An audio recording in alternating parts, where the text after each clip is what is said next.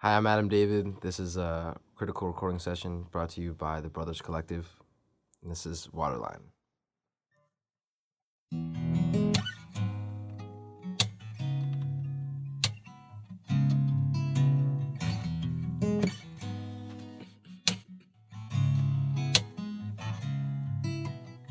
Some people say I'll be forever hustling, keeping my head above the spotlight, constantly drained from all my struggling. I bet I'll see the prize in time. I keep my eyes fixed and my focus sharp. I keep my head inflated enough to float over the sharks.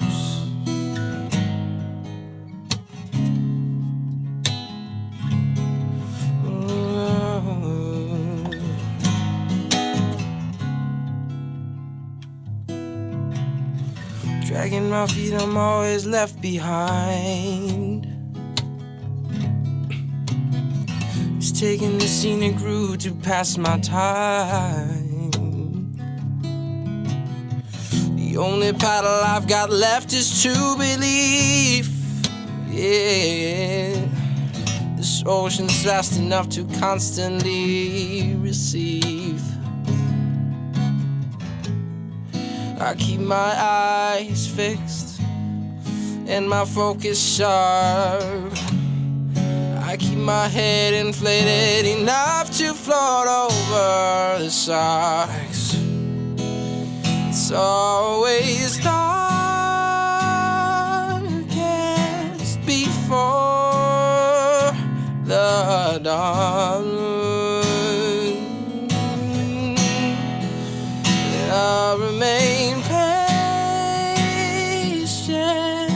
before with arms open wide.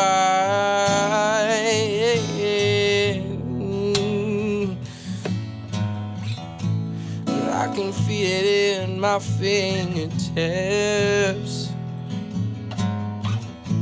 Ooh, I can feel it in my fingertips.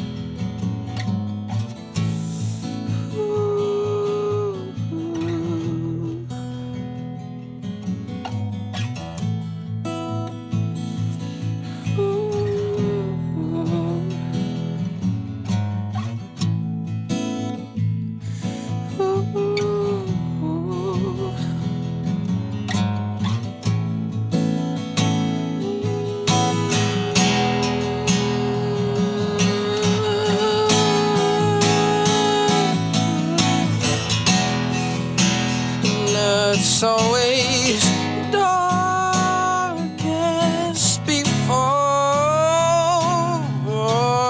the dawn. I'll remain patient, open arms.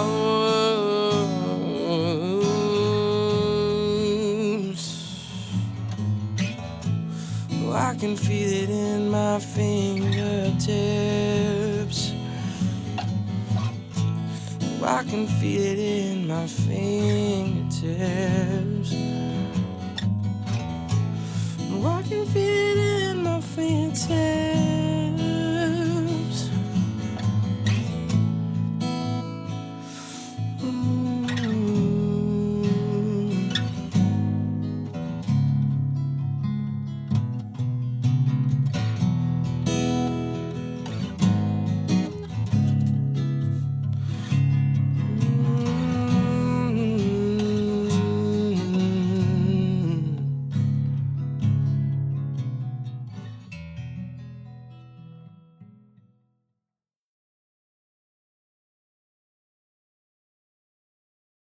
Hello, Adam.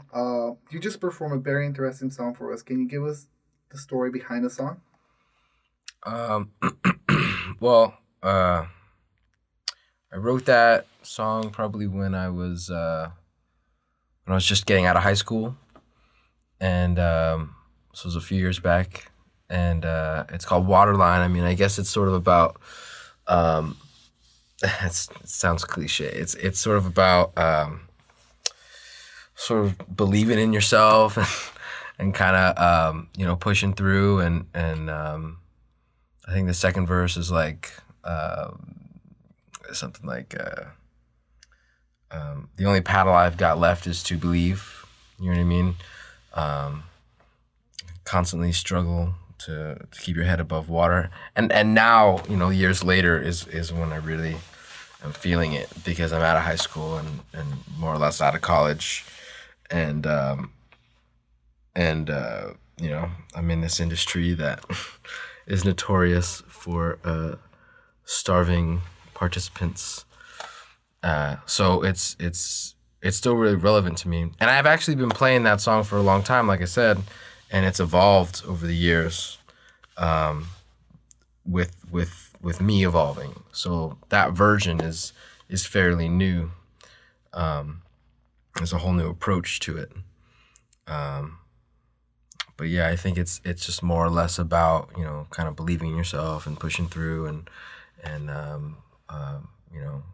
believing that there's a prize at the end. You know what I mean? And talking about evolution, you have gone through massive amounts of haircuts over this past year and a half that I've known you for. You started with the dreads. Yeah, I had. It's funny, man, because on my driver's license, which I got when I was 16, which was a few years already, I'm bald. Basically, it's like an army kind of cut, and I grew it out for a couple years, and I had long hair. I don't think you saw it. Not too many people, but I had long hair, bro. It was like 16 inches, and I only measured it because when I did my dreads, I did it when my hair was really long. So my dreads were pretty long, most of them at least. And so I had that really long hair for like 3 years, and then I had dreads for about a year, and I loved them, but I'm lazy, and they take a lot of work, and you gotta really respect them, and I felt like I wasn't really respecting them enough to have them. So I decided I wanted to change, and I shaved them off at the beginning of this year myself. And as weird as it is, I actually just kept them in a bag. I did not want to throw them out. So it's kind of weird, but I still have them in a bag somewhere.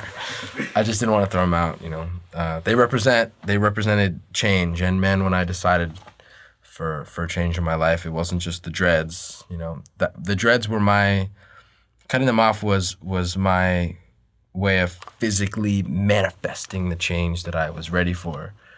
But the universe had other things in mind, and a lot of things changed for me. And those dreads symbolize that change, so I didn't want to throw them out. It's kind of cool. And continuing with change, can you give us a description of your musical change since when you started until now? Because you are known for having some phenomenal compositions in your music. Thank you. Yeah, I don't know. I guess it takes. I've been fortunate enough to come into contact with some really great musicians, and with that, we've had a lot of discussions about life and about music, which most musicians, I think, can relate to this. It correlates. Music is life, and vice versa, and music takes a whole nother shape besides what the connotations are that people tend to think. But I mean, I think that with other people evolving around me as humans, as people, it's rubbed off on me, and I'd like to believe that I have the same effect on them. It's kind of like we're all helping each other along to evolve, and I think on a shallower level, maybe the reason the music is evolving for me is I'm just listening more. I'm listening more and in different ways, So I'm listening deeper. I'm listening more, and I'm allowing the music to kind of dictate what I'm supposed to do next, and it's happy about that. So it comes out nice. So give us a rundown of this past year for you. We met almost at the beginning of the year in LMLT. Yeah. We played a show together. What has happened in this past year other than your upcoming EP?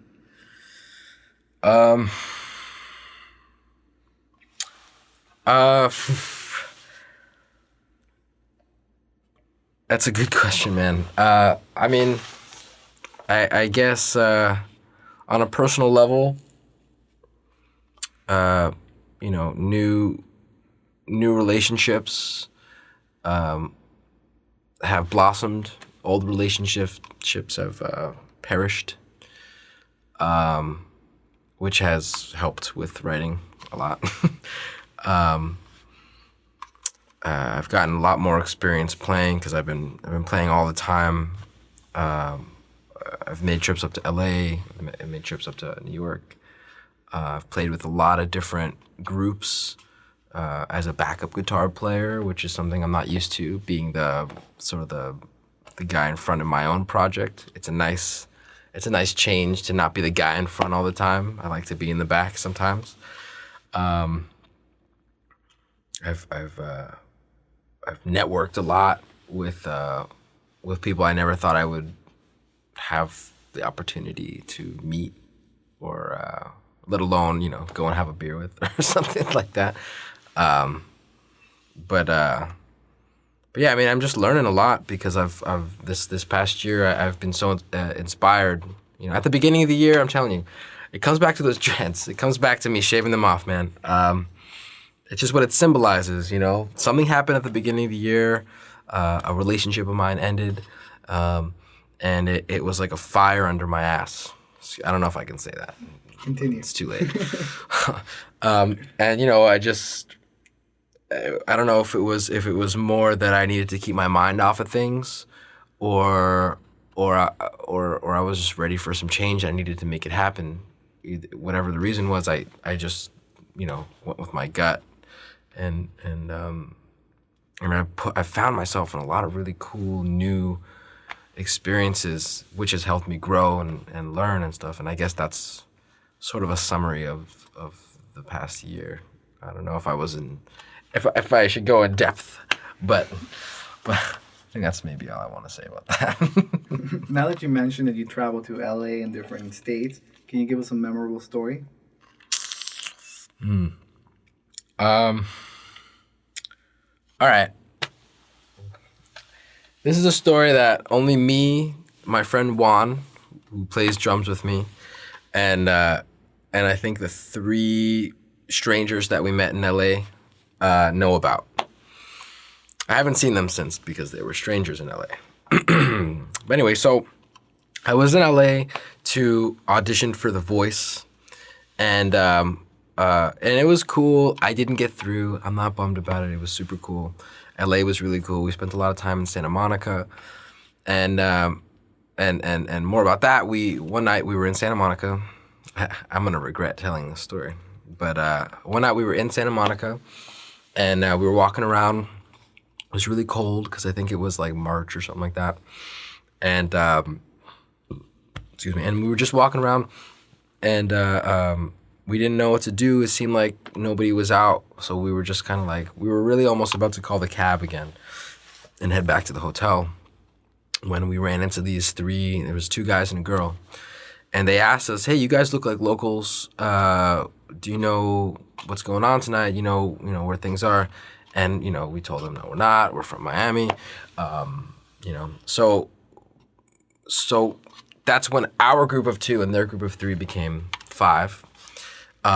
We found ourselves in this place called The Basement, which is the literally the basement of this place called the Victorian, I believe. It's in Santa Monica. Really cool place. They have chalk walls, like plugging their business right now.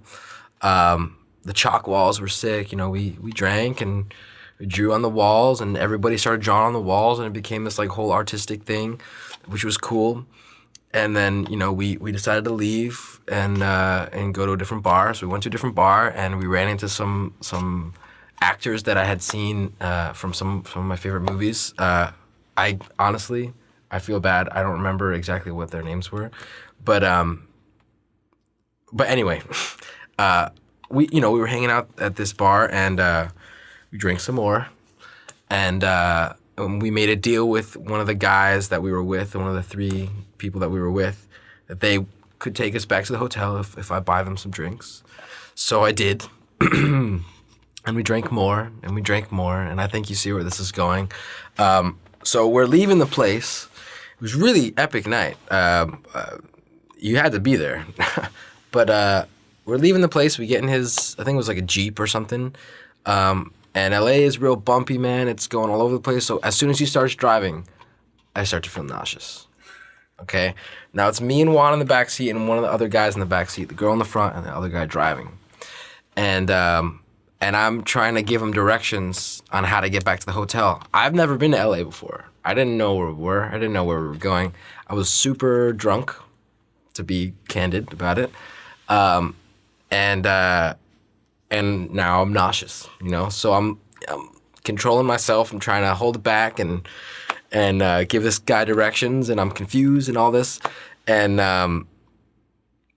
while he's driving, I just open the window and relieve myself, And I think the first couple times that,